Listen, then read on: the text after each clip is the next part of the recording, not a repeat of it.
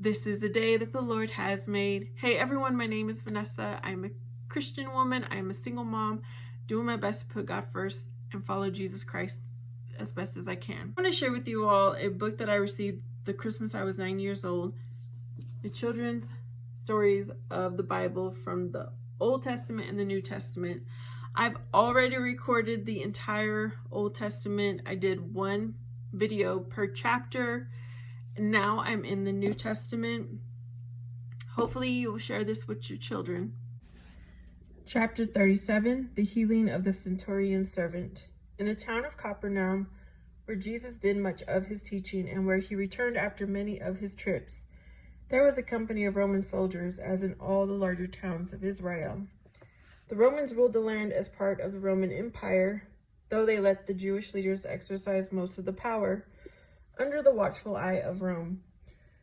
The Romans had grown very broad-minded about religious ideas because they ruled over many lands where there were a great variety of religions.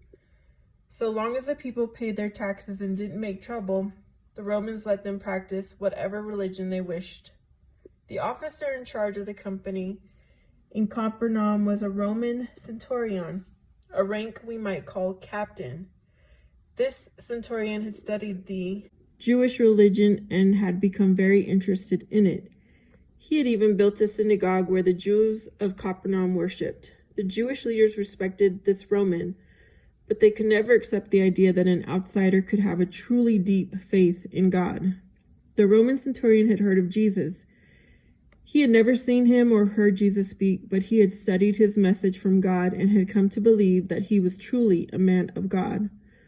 The centurion had a servant, a young boy of whom he was very fond, and who had fallen sick. When the centurion heard that Jesus was in Capernaum, he asked some of his friends among the leaders of the synagogue to see if Jesus would cure the boy. The elders, as the leaders were called, came to see Jesus and told him of the centurion. They asked him if he would come and cure the boy. Jesus agreed and set out for the centurion's house with the elders. A crowd followed, for they had heard that Jesus might be going to work a miracle. However, before they got to the house, they were met by a messenger from the centurion. The centurion had been told that Jesus was on his way. Though he was the most powerful man in the city and could have ordered Jesus to come to him, the centurion sent word that he did not think himself worthy to have such an exalted person as Jesus in his house. He also explained through the messenger that he did not consider himself worthy to come and speak to Jesus, and that was why he had asked the religious leaders to speak, not for himself, but for his sick servant. He urged Jesus not to trouble himself to come to the servant's side, but asked that Jesus simply speak a word where he was, and he knew his servant would be cured. Thus the centurion showed his absolute faith in the power of Jesus. The centurion was a man who understood power, for his government gave him unquestioned power over all those under him.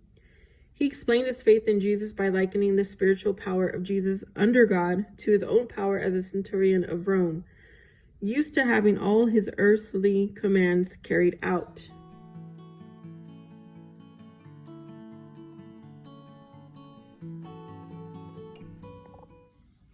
I also am a man under rule, he said, and I have soldiers under me, and I say to one, go, and he goes, and to another, come, and he comes, and to my servant, do this, and he does it.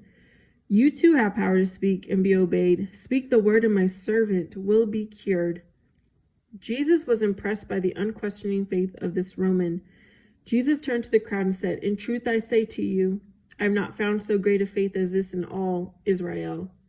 Then he spoke to the messenger from the centurion and said, go and say to this man, as you have believed in me, so shall it be done to you.